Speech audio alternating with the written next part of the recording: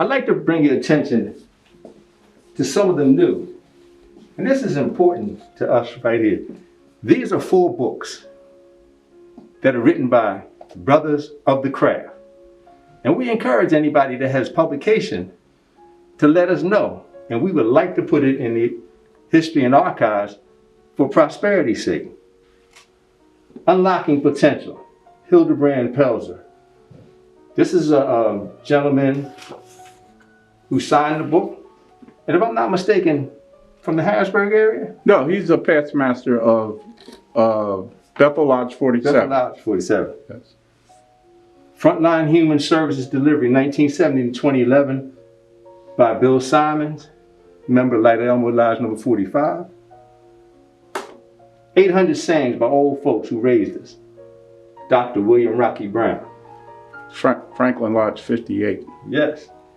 And then we have probably one of the most intriguing books that we have, No Shade, All Light, written by 4 brothers of Chosen Friends Lodge number 43. Signed copies. And it's real important that we have these, as I said, for prosperity's sake, so that we keep these and let folks know that there's a lot of work being done within the Grand Lodge by our own members. If you take a look on this row right here, you'll notice we have books, we have pamphlets, we have a wealth of information, and they all have their own chronological order and history. I want to bring your attention to the Light magazine. We're all familiar with the Light magazine. We have just about every copy in newspaper form. We also have Light magazine, and if I look in the dates, from Walking the Light, we've got from the Philadelphia Tribune, we got Light magazines 1959 to 1989, and 1990 to 2002. We're looking for all that we can find, and for the most part, like I said, we have all of the newspaper ones. We're still trying to find some more of these old ones, and we still have some archives we have to go to see if they might be down there. These books right here are pulled out. And Felix, you want to talk about this one? I can explain both of these. Yes. This is one of the newer books, and it's about 100 voices, but really it's about Harrisburg historic area of African American community from 1815 to 1920. And this book is important because it started out that the Historical Society that put this book together, they actually knew that some Masons lived in this area during that period. And they created a monument and statue on the state capitol grounds where Tanner's Alley was. And Tanner's Alley was really a neighborhood, and the neighborhood is really strongly mentioned in this area, the churches and the residents. But the 100 voices, they were talking about the people who were abolitionists, they were suffragettes, they were preachers.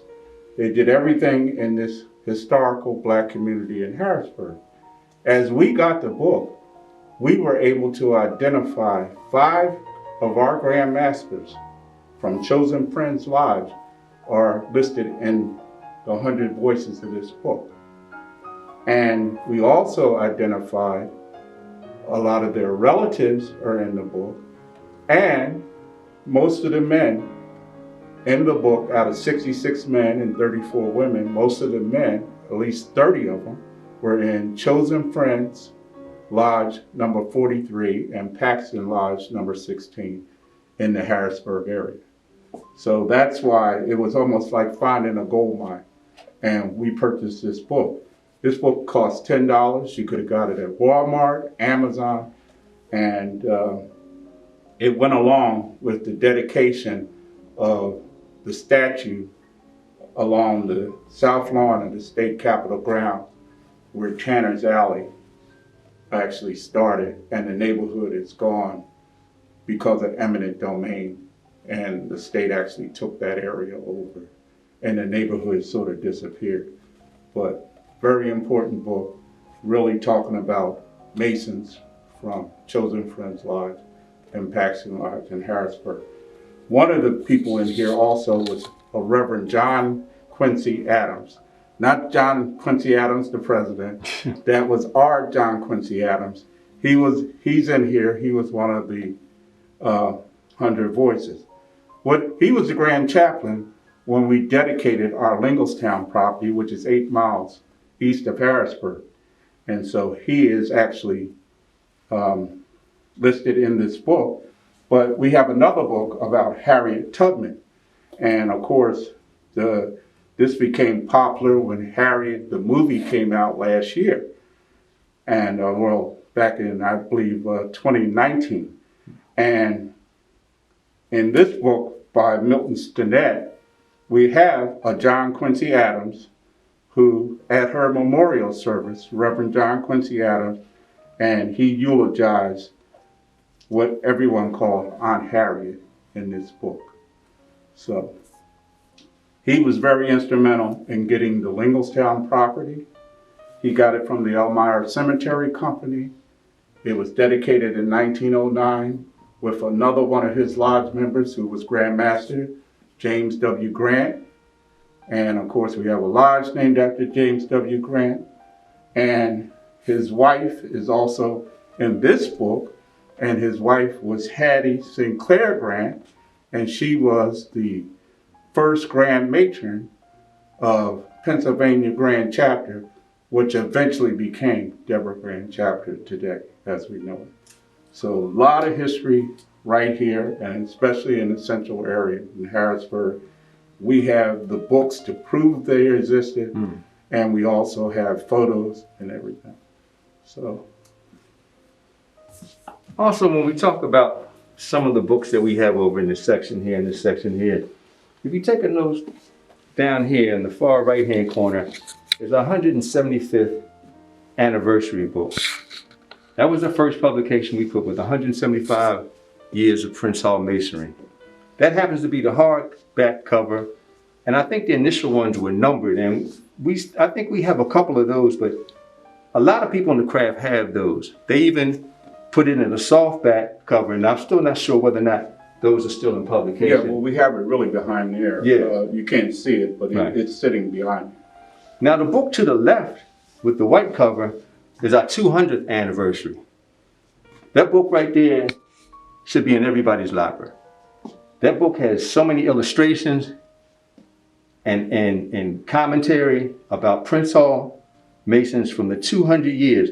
And Felix, correct me, when we were putting that book together, didn't we bring it section by section? Yes, we did. Year by year, not quite year by year, but period by period, to depict what was going on within Prince Hall Masonry in Pennsylvania for those 200 years.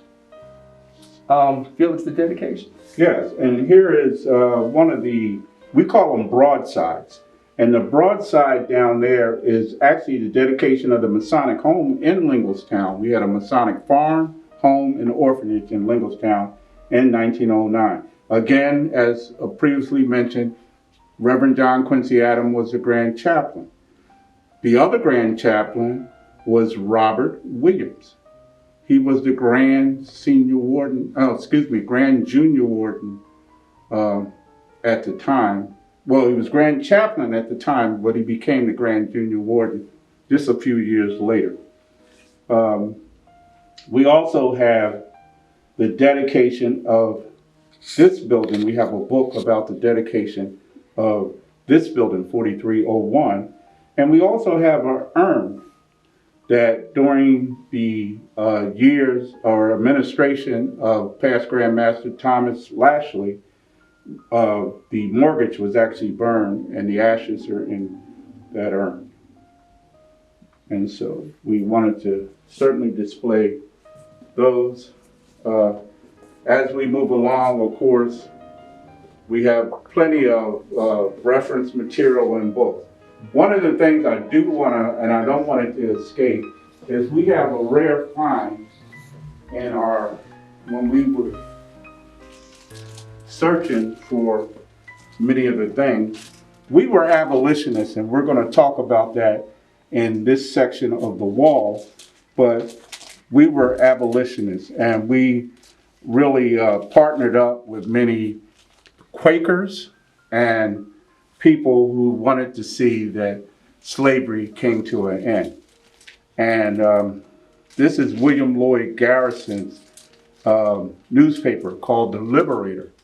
And we have actually 3 copies of this, but the earliest copy we have is dated, I believe, 1845. So this is like a rare find, and of course now we have it sort of preserved in archival plastic, and very fragile. If we really tried to handle it, it may fall apart. But we do have 3 copies of the Liberator newspaper here in our museum and archive. All right, this section of our historical wall, I always like to think is our abolitionists. We were abolitionists in Philadelphia, and the early Prince Hall Masons in Pennsylvania were abolitionists, but they also were teachers, Sunday school teachers. They operated cemeteries, and they were secretaries, and so forth. Well, we'd like to start with Stephen Smith. And Stephen Smith was a member of Union Lodge. He was originally out of the Columbia, Pennsylvania area, out just past or below Harrisburg and out that way. And one of his good friends was also from that area, was William Whipper. They eventually made it to Philadelphia. And William Whipper actually married Stephen Smith's sister, I believe. So it was more or less family. And they were some of the early members of Masonic lodges in Philadelphia. And they were freemen also. Stephen Smith went on to become one of the richest men in Pennsylvania. He became a minister, and he was a member of Bethel AME Church. And then he also, when he died, he started a home, and we know it today as the Stephen Smith Home for the Aged. And he started that home. That was part of his will, to start that home. On Belmont and Lancaster Avenue. Yes. So, and these are Masons. So then we have a father and son combination. And I mentioned before about the African Presbyterian Church. Well, the African Presbyterians were on 7th Street, and they were part of one of our other Grand Lodges after we had a schism. And members of that church, and the Sunday school teacher was Jacob Clement White Sr. And he was a druggist, and he also owned the Lebanon Cemetery. And his son was Jacob C. White Jr. At African Presbyterian Church, Jacob Sr. was a Sunday school teacher for 50 years. The Reverend there was William Cato, and their sons, of course, Jacob White Jr. and of course Octavius V. Cato, were boyhood friends until Octavius Cato was killed or assassinated at the age of 32.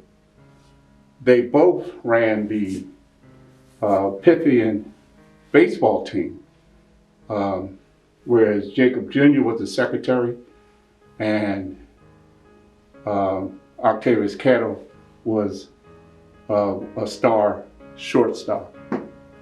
Okay, so these were abolitionists, very involved not only in Masonry but in the community. And of course, Jacob C. White Jr. also was a teacher, and he was a principal at Vaux High School. Now we have a couple people. Remember I said we had 2 Grand Lodges at the time that were spread apart and came back together. So I always like to call them the blue team and red team. So the red team we had a lodge called Morning Star Lodge 48. It eventually became Tuscan Morning Star 48 in the 1900s, about 1930s. However, one of their premier members was William Still. And here is William Still, a picture of William Still, and he was from Morning Star 48. Ebenezer Bassett was also a principal at what is known as the Institute of Colored Youth. And he went on to become the first ambassador from the United States to a foreign country, which was Haiti. And after he left to become the ambassador, his replacement as principal of colored youth was Francis Coppin, Francis Jackson Coppin, or Fannie Mae Coppin. And that was Bishop Coppin's wife, who also was a member of Bethel Lodge 47. But we just wanted to mention that tidbit. The Institute of Colored Youth also became known as Cheney College, and then it became Cheney University. And then the last person we want to talk about here on this wall is all the way up top. He was a member of a James Newman Lodge. Out of the two Grand Lodges, we had several lodges that we no longer have today. James Newman Lodge number 40. And then he went on to become a member, after that lodge closed down, of Prince Hall Lodge number 10. Number 10, not 57 as we have today. Prince Hall Lodge number 10. And he became a grand chaplain when we actually merged the two Grand Lodges back together in 1882. His name is Jabez Pitts Campbell. And that's the Campbell of Campbell, Washington, Joppa Lodge today. And he was a grand chaplain. So that's an early picture of him. We do have a later picture of him also in our history book.